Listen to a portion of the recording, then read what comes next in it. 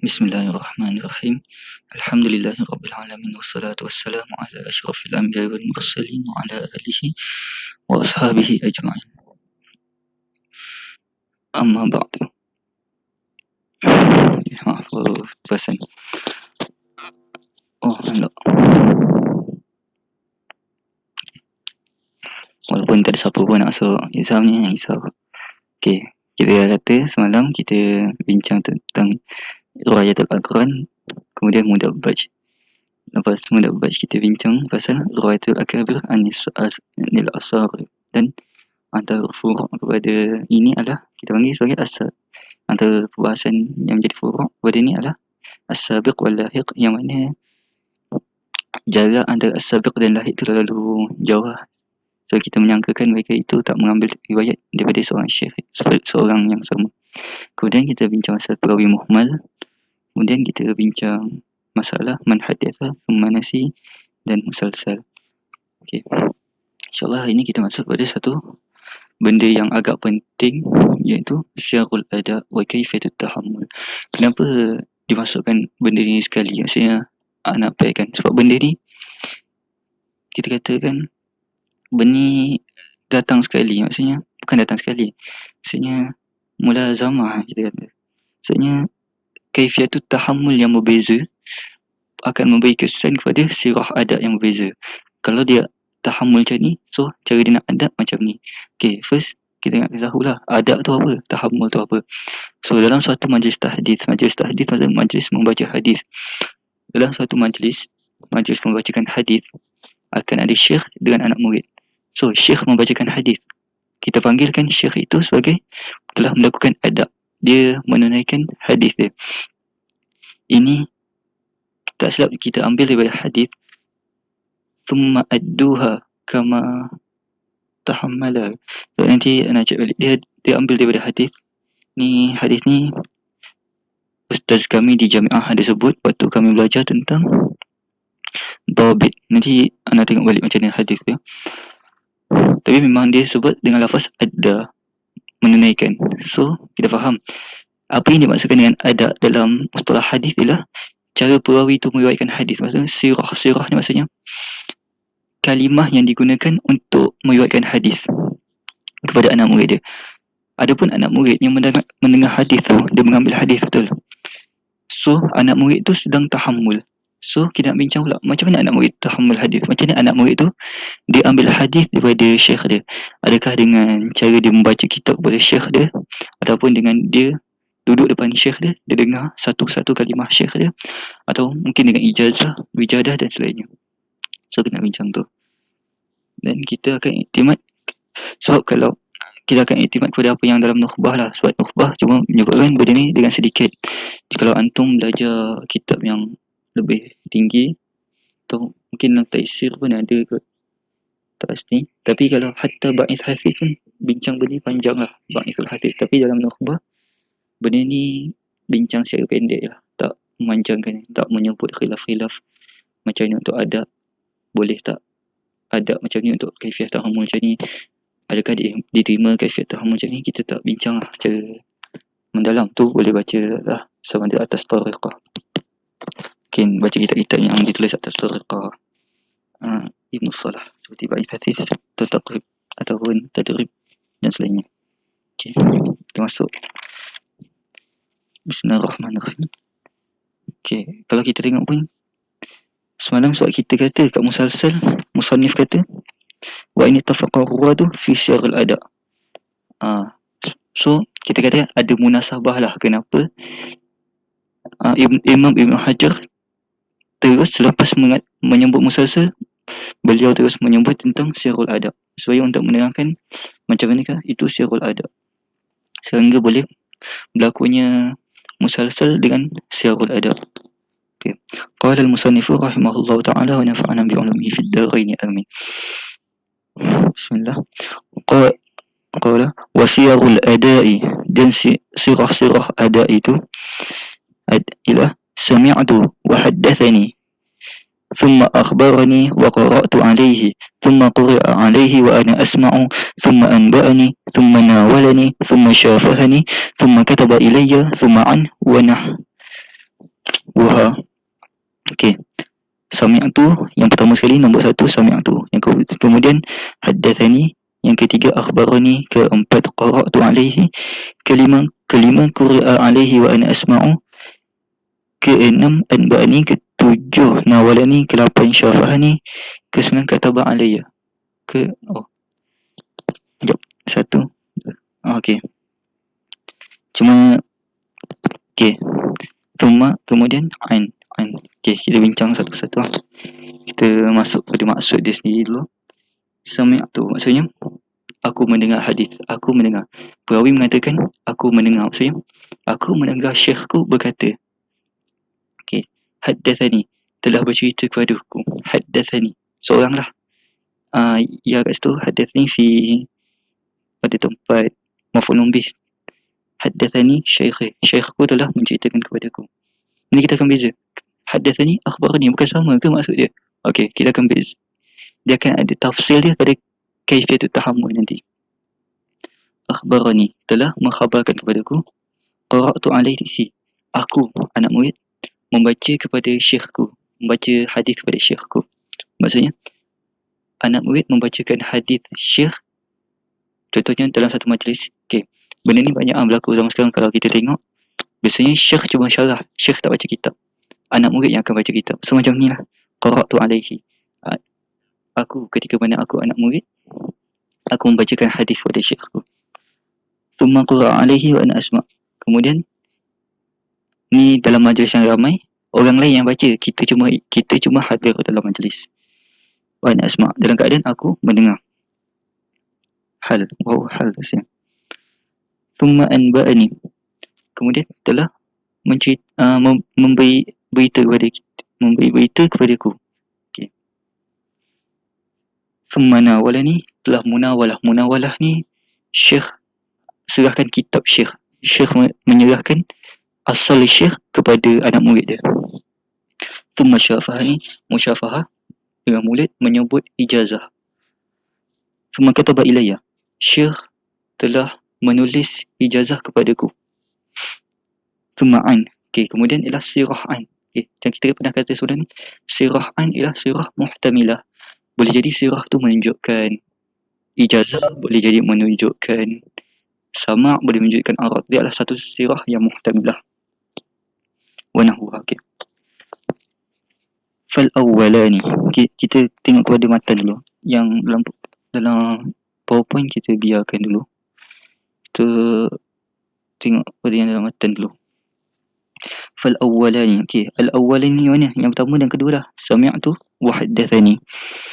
Liman sami'a wahdahu min lafzin syekh, ialah kepada orang yang mana ketika dia tahammul hadis, dia mendengar daripada lafaz syekh sendiri. Maksudnya syekh menyebut hadis dan dia mendengar, dia sendiri dengar. Maksudnya fa in jama'a fa ma'a ghairi, jikalau dijamakkan, contoh macam ni, sami'na. Bagi orang yang belajar lurah dia faham benda ni. Asal tadi kita kata sami'tu wa haddatsani, bila dijamakkan maksudnya datang dengan sirah jamak, sami'na ataupun haddatsana, kami mendengar, ataupun telah menceritakan kepada kami syekh. Fa ma'a ghairi, maksudnya dia berada dalam satu majlis yang besar. Maksudnya kalau sami'tu boleh jadi contoh anda datang kat syekh, syekh bacakan aku hadis. So aku seorang-seorang, maksudnya syekh memang nak bacakan hadis kepada aku sendiri. So tu nanti bila kalau baca dalam bab hadis ada perbahasan manakah sirah yang paling tinggi. So antara pendapat dia lah sirah yang menunjukkan seorang lah. Maksudnya kenapa menunjukkan seorang tu lebih tinggi? Sebab syekh ketika mana membacakan hadis tu, dia memang nak maksudkan untuk cerita kat kita seorang. Jadi kalau kita tak faham, syekh akan ulang sampai kita betul-betul dengar, faham dan tepat. Wa awwaluha maksudnya sami'tu, asrahuha wa arfa'uha fil imla, adalah yang lebih sarah, yang lebih jelas dan yang paling tinggi. Yang paling tinggi asrahuha, kembali kepada al-maratib, maksudnya asrah, martabat yang paling jelas lah, martabat yang paling jelas. Maksudnya dalam maratib sirul adab, sirah adab ni ada beberapa tingkatan. Yang paling atas sekali adalah apabila seorang itu mengatakan sami'tu, aku mendengar. wa arfa'uha fil imla. Fil imla maksudnya menulis kitab menulis hadis tu. Sebenarnya kalau kita tengok ada sebahagian syekh dia imla, maksudnya dia sebut satu-satu supaya anak murid boleh tulis dan boleh betul-betul dengar, faham. Ada syekh dia baca sesuai sard, dia baca terus, dia baca laju. So yang tu kurang sikit lah, susah. Jangan kata dia sebab bila kita seorang-seorang, syekh memaksudkan untuk membacakan hadis tu kepada kita sahaja. So pada kat situ syekh lebih tekunlah untuk kita faham hadis tu. Maksudnya kalau kita ada kesilapan, syekh akan ulang sampai kita betul-betul teliti dalam mengimla hadis tu. Wasal itu iaitu salis ialah akhbarani, sirah akhbarani. Warabi'ah iaitu qara'tu alaihi liman qara'a binafsihi, bagi orang yang membaca hadis tu diri dia sendiri. Maksudnya kalau ana sebut qara'tu ataupun akhbarani atau qara'tu ala syaikhi, maksudnya dalam majlis tu, waktu majlis tahdis tu, ana sendirilah baca hadis tu, baca kitab ataupun baca hadis syekh marwi ataupun. So syekh bagi kitab syekh kat ana, syekh kata bacakan. So ana baca waktu tu. Ana bila ana nak riwayat hadis tu, ana akan kata qara'tu alai syekhi. Kemudian fa in jama'a maksud apa? Akhbarana ataupun qara'na alaihi. Qara'na alaihi, kami membacakan ke atasnya. Fakal khamis, maka dia sama dengan yang kelima, iaitu sama juga qura'a alaihi wa ana asma'. So kat sini berkumpul tiga benda lah. Qara'na akhbarana, qara'na alaihi, quri'a alaihi wa ana asma'. Kat sini menunjukkan satu majlis tahdis, ramai orang, ramai pelajar, salah seorang baca. Macam tu lah, salah seorang baca kitab syekh dengar lah. Dan ada pendapat, kalau kita tengok bait ihsasih, mungkin kalau siapa-siapa yang betul-betul nak tengok apa perasaan dalam bait ihsasih, mungkin lepas mutakarah ni nanti tamat rekod lah. Antara dia, syekh cuma dengar je. Maksudnya syekh tak perlu sekali habis hadis tak perlu kata betul tak perlu. Syekh cuma dengar je. Maksudnya sekutu syekh tu, syekh diam tu sendiri dah menunjukkan syekh membenarkan, takrir dengan apa yang dibacakan oleh anak murid. Wal inba maksud anba'ana bimakna al-ikhbar bimakna al-ikhbar, maksudnya dia maksud ikhbar boleh jadi sama'. Okey, maksudnya makna ikhbar sama kata menceritakan. Okey, kenapa tak diletakkan pada martabat yang atas? Okey, illa fi urfil mutaakhirin fa huwa lil ijazah, sebab dia masih muhtamilah, boleh jadi untuk ijazah, boleh jadi untuk as-sama' sebagainya. Kerana bimakna ikhbar di sisi mutaqaddimin, di sisi mutaakhirin anba'ana adalah lafaz untuk ijazah, fa huwa lil ijazah. Maksudnya kalau kaifiyat tahammul kita adalah ijazah, maka kita boleh katakan anba'ani. Ka'an, seperti an, maksudnya an pun an pun digunakan untuk ijazah. Akan tapi ini perbahasan an-anah, mu'an-an, an-anah, iaitu an-anah ni macam mana? Perawi kata an, macam tu, an Sufyan, an Malik, an Nafi', an Ibnu Umar, an Rasulullah SAW. Dia tak guna pun haddathani Malik, pun dia tak guna pun sami'tu Malikan, dia tak guna semua tu, tapi dia guna an. An ni kita nak ambil dia sebagai apa? Macam kita pernah cerita an ni di tempat tadlis. Jikalau orang yang melakukan an-anah tu adalah mudallis, so kita tolak betul. Ini kita tengok apa tafsir dia. An-anatul mu'asir, maksudnya kalau an-anah itu dilakukan daripada orang yang berjumpa dengan syekh. Contoh, Imam Malik dengan Nafi' memang hidup sezaman, memang berjumpa. So kat sini an-anatul mu'asir maksudnya memang hidup sezaman. Maksudnya waktu Imam Nafi' masih hidup, Imam Malik dah ada.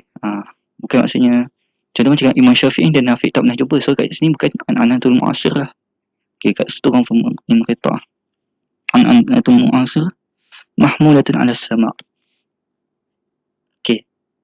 An-anah ni sendiri adalah sirah muhtamilah. Akan tapi jikalau dilakukan dengan orang yang hidup sezaman, hidup sezaman, maka asal dia ada ihtimal, tapi kita ambil dia sebagai as-sama', maksudnya orang tu mendengar. Contoh Malik an-Nafi'. So kita katakan Malik memang mendengar hadis tu daripada Nafi'. Bukan tadlis, bukan apa, sebab Malik tak dikenal dengan tadlis kan. Okey. Illa minal mudallis. Okey, macam kita dah kata. Kalau mudallis yang sebut an, so kita tolak. Kita tak ambil dia sebagai as-sama'. Kita tak terus mengambil dia as-sama'. Maksud kat sini adhan ar-rajih apabila dilakukan oleh yang bukan mudallis, dhan rajih kita mengatakan itu adalah as-sama'. Tapi bila daripada mudallis, dhan rajih kita sebaliknya. Maksudnya bukan menunjukkan as-sama'. Dan macam kita katalah an pun boleh untuk ijazah lah. Sebab kat sini tadi telah kata ka'an, dia ijazah ka'an. Waqila, dan ditambah syarat untuk an. Ini di sisi Ibnu Hajar. Apa yang Ibnu Hajar pilih? Yushtaratu thubutu liqa'ihima walau marrah. Disabitkan, maksudnya bila kita tengok contoh Imam Malik an-Nafi', kata an-Nafi' je. Okey, dia memang hidup sezaman. Tapi Imam Ibn Hajar daqiq lagi nak tengok satu lagi syarat. Adakah Imam Malik dengan Nafi' pernah berjumpa? Macam tu lah. Ini adalah pendapat yang dipilih. Nak tahu pernah berjumpa adalah cara-cara dia. Itu tak perlu bahas kat sini lah. Thubutu liqa'ihima maksudnya mesti pernah disabitkan perjumpaan antara dua perawi itu yang an tu, maka barulah diterima an-anatul mu'asir tu. Okey. Kemudian syafahani wa atlaqul musyafaha fil ijazati mutalaffaz biha. Wa atlaqul musyafaha fil ijazati mutalaffaz biha. Adapun musyafahah itu syafahanya, musyafahah ialah kaifat tahammul dia. Syafahani ialah siyarul ada' dia. Okey. Ialah pada ijazah. Ijazah ni apa? Contoh bila syekh kata ijazah mutalaffaz biha. Maksudnya ijazah yang disebut, ijazah yang dilafazkan. Contoh syekh kata aku mengijazahkan kepada kau untuk kau meriwayatkan hadis ni. So kat situ ialah ijazah mutalaffaz yang dilafazkan. Okey, so syekh melafazkan ijazah tu. Wal mukatabah seperti katab. Mukatabah ialah kaifat tahammul, adapun katabah ni ataupun katabah ilayah ialah syiarul ada'. Fil ijazah al-maktub biha adalah pada ijazah yang tulis. Contohnya syekh hantar dah balik kan, hantar dah balik. Lepas tu syekh tulis satu surat, syekh hantar kat kepada kamu, syekh tulis ajastuka antarwi hadzal hadis minni. Aku mengijazahkan kepada kau supaya agar kau dapat, aku mengijazahkan kau untuk meriwayatkan hadis ini daripada aku. Washtaratu fi sihhatil munawalati iqtiranaha bil idzni bir riwayah wa hiya arfa'u anwa'il ijazah. Munawalah kita kata syekh memberikan kitab. Okey. Dia kata apa?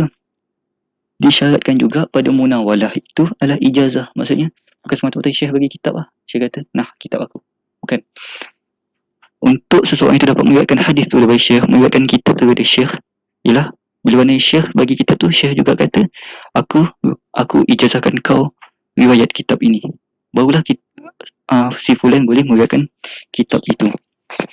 Wa yarfa'un anwa'il ijazah. Maksudnya ijazah ni ada banyak jenis. Nanti kita tengok ijazah tu apakah jenis-jenis ijazah.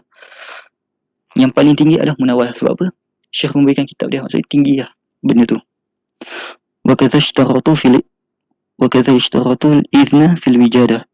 Begitu juga disyaratkan izin pada wijadah. Wijadah dekat ni kaifat tahammul di apa? Wal wasiyatu bil kitab, dan wasiat dengan kitab. Maksudnya wasiatkan kau kitab aku ni. Wa fil i'lam, dan pada i'lam. Wa illa fala ibrata bidzalik. Jikalau tiada, maksudnya wa illa maksudnya jikalau tidak diberikan ijazah, maka tak ada apa-apalah, maksudnya dia tak boleh riwayatkan benda tu.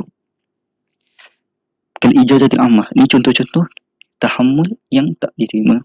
Ijazah ammah walil majhul, ijazah lil majhul, walil ma'dum, yakni wal ijazatu lil ma'dum alal asah, pada pendapat yang terkuat, fi jami'i dzalik, pada setiap itu. Okey, kita tengok ada sami' tu ada hadatsanya menunjukkan sama' secara sendirian. Maksudnya kita dah bincang ni. Okey, kita tengok pada PowerPoint. Anak murid dengar sendiri, maksudnya seorang-seorang dengar daripada syekh. Kalau sami'na wa haddatsana menunjukkan sama' tapi satu majlis yang ramai. Kemudian akhbarani atau qara'tu ala syaikhi menunjukkan arad. Okey, arad ni apa? Arad ini ialah anak murid membacakan kitab syekh dalam majlis syekh. Maksudnya itulah macam anak kata kita datang majlis syekh, anak datang majlis syekh, syekh bagi kitab syekh, cakap bacakan. So anak baca kat sini kita panggil sebagai arad. Maksudnya arad ni kalau dalam bahasa ni kita kata memaparkan. Akhbarana atau akhbarana qara'na alaihi atau quri'a alaihi wa an asma' menunjukkan satu majlis arad yang ramai. Kemudian anba'ani menunjukkan ikhbar di sisi mutaqaddimin, menunjukkan tahmul secara ijazah di sisi mutakhirin. Dan benda ini seperti an. Nawalani, ini tengok yang awal ni, sebab nak ikut urutan awal. Nawalani, syekh menyerahkan kitabnya kepada anak muridnya. Ini bahasa setengah selit Arab terus ni tak VM macam ni sikit. Okay, tapi faham lah kan. Bukan bahasa kitab, maksudnya translate tu terlalu, maksudnya tak pandai bahasa. Mengijazahkan syafahah ni, maksudnya mengijazahkan kepadaku secara musyafahah. Maksudnya syekh bagi ijazah dengan lafaz syekh melafazkan ijazah tu. Kemudian kataba ilayya atau kataba ini, syekh memberi ijazah secara tulisan.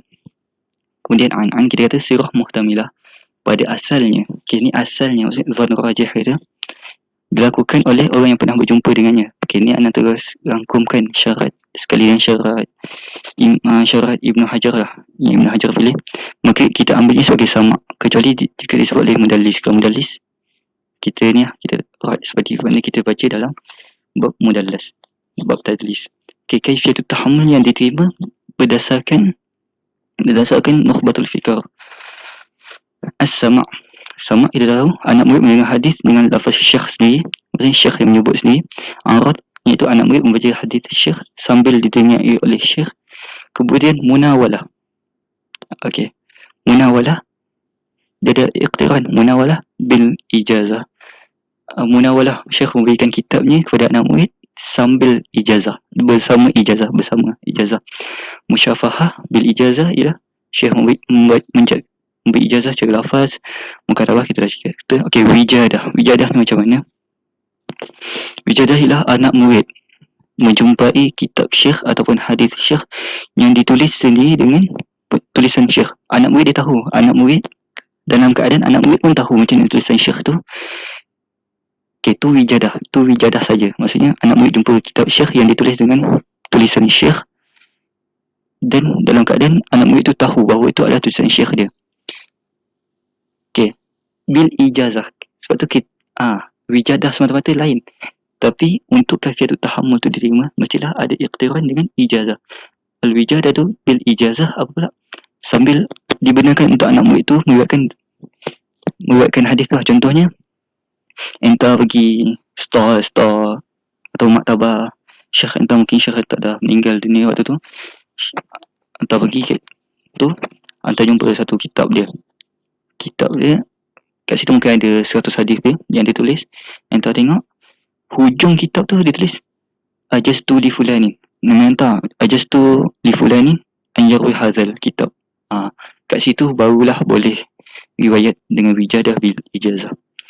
Okey, wasiat bil kitab, maksudnya syekh mewasiatkan kitabnya. Contohnya Izham, ana riwayatkan kitab ni pada entah bersama ijazah. Ana ijazahkan anta untuk riwayatkan hadis ni, baru boleh. Kalau wasiat semata-mata macam tu, ana wasiatkan kitab ini semata-mata, tak dia, maksudnya ambil lah kitab tu, tak boleh riwayat lah, suatu tak ambil je. Alam. Okay, kena ingat. Okay, untuk as-sama' dan arad tadi tu pada zaman ruwayah je tau, pada zaman ruwayah. Adapun zaman sekarang mostly adalah ijazah. Sebab apa? So kita tak iktimat kepada asal syekh, kita iktimat kepada kitab yang diterbitkan, kitab yang ditahqiq. So zaman sekarang adalah ijazah. As-sama' dan arad ialah kalau betul-betul dengar, daripada asal syekh tu lain lah. Dan sekarang ni mungkin dah tak ada, atau mungkin ada, mungkin di tempat-tempat yang Bukan kebiasaan lah. Kalau Malaysia tak tahu lah ada ke tak. Biasa dengan ijazah je. I'lam tu apa? I'lam ialah Syekh kata kan, Syekh ada riwayat. Syekh cuma bagi tahu. Contoh Syekh kata, aku ada riwayat hadis Bukhari dengan sanad macam ni. Okay, kalau semata-mata Syekh kata, okay, tu tak boleh riwayat lagi lah. Sebab lah, Syekh kata, dan aku ijazahkan kau untuk riwayatkan dengan sanad ni. Kat situ baru boleh. Contoh aku ada, contohnya Syekh kata, aku ada riwayatkan hadis Sahih Bukhari, hadis dalam Sahih Bukhari. Okay, kat situ saya adalah i'lam. Kena tambah dengan bil ijazah. Dan aku ijazahkan kau untuk riwayatkan Sahih Bukhari dengan jalan ini. Okey, itu adalah 8 kaifiat tahammul yang diterima. Adapun kaifiat tahammul yang ditolak. Okey, wijadah tanpa ijazah. Okey, termasuk munawalah tadi. Munawalah pun disyaratkan untuk ijazah betul. Maaf, tak ni. Munawalah pun kalau tanpa ijazah tak diterima.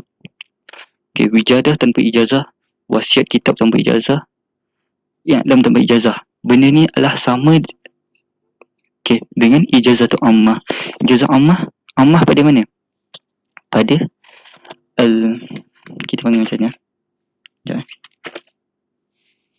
Pada orang yang diijazahkan kepadanya. Fil mujiz lahu. Sekejap ammah ai fil mujaz lahu. Kepada orang yang diberikan ijazah. Okey. So kalau anda baca lagi dalam, anda akan tahu ijazah tu ada banyak jenis. Ada min muayyan, fi muayyan, li muayyan. Okey, tu tapi tak nak bincang panjang dalam recording ni.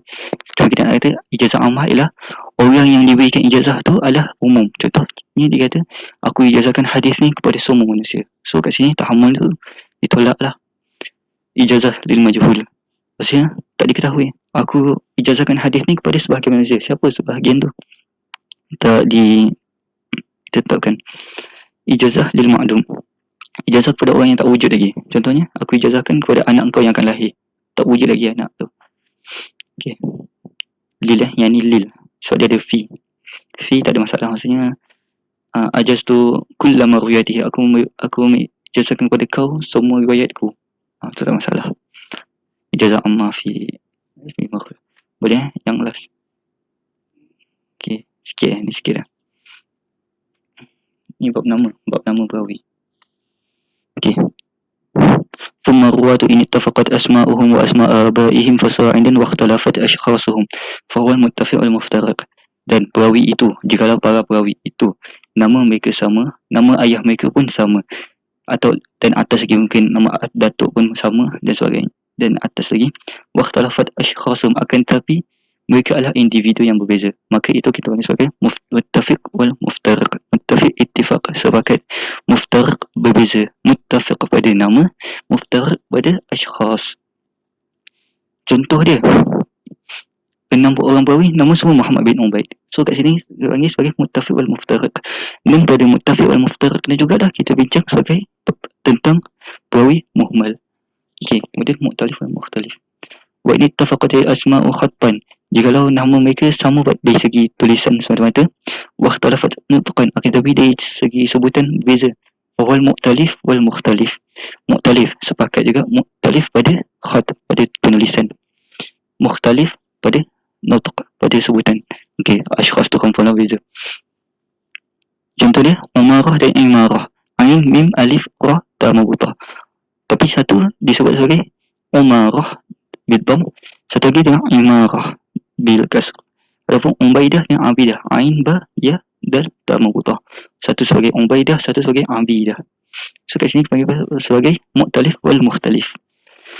Wa in ittafaqatil asma wa ikhtalafatil aba'i wa ikhtalafatil aba'u aw bil aksi. Jikalau nama mereka sama, akan tetapi nama ayah mereka berbeza. So ittafaqa asma'u akan tetapi ikhtaf asma ablah atau bil aks, fahuwa mutasyabih, maka itu dinamakan sebagai mutasyabih. Okey, mutasyabih maksudnya yang dekat-dekat. Contohnya dan wujud tasyabuh ni ada banyak, kita kena baca terus. Wa kadza in waqa'at waqa'a al-ittifaqu fil ismi wa ismil ab wa ikhtilafu fi nisbah. Begitu juga kalau nama mereka sama. Nama mereka sama akan tetapi nisbah mereka berbeza. Contoh seorang Hamadani, seorang lagi Hamadani. Okey. Okey, contoh nama sama tapi nama ayah beza. Muhammad bin Aqil, Ain Qaf Ya Lam, betul.